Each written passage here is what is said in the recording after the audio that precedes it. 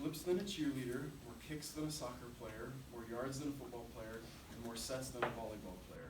But don't worry, a swimmer will always be the most unathletic and least coordinated person in any room that they're in. I'm here to talk about swimming today, and I brought with me some goggles which help represent the sport. I feel I'm qualified to speak about swimming because I'm a swim grandpa, and I'm speaking about it because the people and the sport is really close to my heart. So I'm going to talk about these goggles and how they represent swimming culture, and also why I identify with that culture. So first, a bit about how these goggles work and why they represent the sport. So this is in fact a pair of goggles, okay? And they come in a variety of shapes, sizes, and styles. These specifically are Speedo's Speed Socket 2.0. They're called the Speed Sockets because they sit so tight on your eyes and so close to your face that they have a really low profile in the water. Now, these bad boys are smack dab in the middle of your face the entire time you're in the water, which makes them the quintessential swimming gear. Now, these are also very important because it's a balancing point between effortlessly gliding through the water and flailing about haphazardly and inefficiently. Now, these are so important that every swimmer usually has a pre-race ritual with their goggles. So I'm going to show you mine. So first, you put on your first swim cap, usually with the help of a coach, as he gives the pre-race pep talk.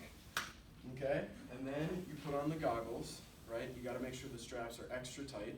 So if you don't have raccoon eyes when you're done, they are not tight enough.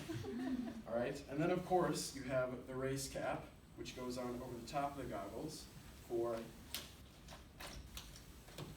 maximum security. So, despite all the fuss over our goggles, they're really simple, they're reliable and hardworking, and let's see. Oh, and as you can tell, they're a little funny. And those are all things that swimmers value as a community.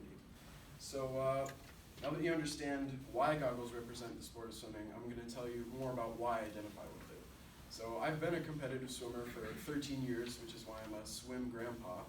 And I've competed on high school teams and club teams at everything from exhibition meets to state championships and pretty much everything in between. So let's see, excuse me. So back home, I was part of an enormous swimming community, but I never felt lost in a sea of people, pun intended. But swimming was always where I found my identity and a sort of second family. And so all the people that I keep in touch with back home and all of my closest friends are swimmers to this day because we share such a tight bond, which was formed by 4 or more hours every day of drowning with speed, as we like to call it, on particularly hard practices, in addition to going to get food after practice, hanging out together, doing homework, which pretty much took up the rest of our free time. So all the values displayed in the goggles, reliability, hard work, a sense of humor, and simplicity, are all values that I now hold because I essentially lived them for pretty much 13 years. So simplicity can be seen when I study mechanical engineering.